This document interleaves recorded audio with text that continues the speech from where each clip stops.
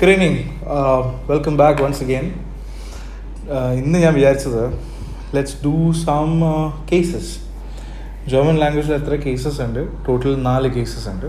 Quickly let's understand എത്ര factors ആണ് that determines cases in German language.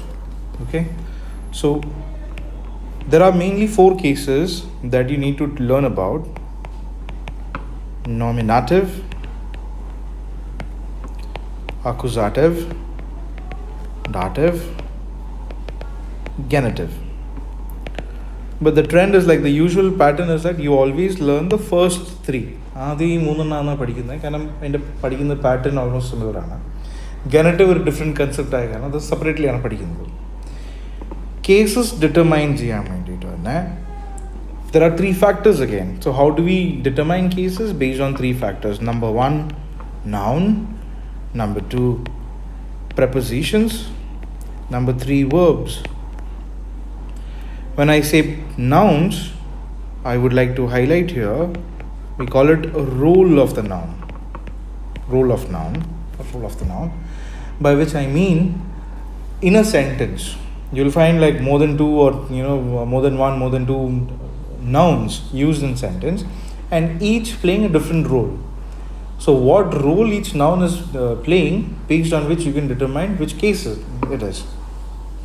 So let me show you an example for the first factor called role of noun. Now if I write an example, for example, Ramesh is reading. In this sentence you'll find there's only one noun, that is Ramesh, and one action called reading. So it becomes easy. I mean, by default that must be the subject, hence nominative. But along with that, you simply ask who is doing the action. In this case it is Ramesh, hence it becomes a nominative. So if I write another example, say the man is reading a book. You need to ask the first question to identify nominative. You ask who is doing the action, you get the man. You ask a second question to identify accusative. What is that? Exactly. What? So you ask reading what? So when you ask what is he reading, you will get that noun, and that will be your accusative. Once again, if to identify the third, let me write down another example. The man gives the lady a novel to read. Here you will find 3 nouns. Again, we'll start with the basic. You ask who is doing the action? Well, the man becomes nominative. Then you ask what was the question to ask accusative? What is he giving? A novel. Well, that becomes your accusative. That's accusative. That's nominative.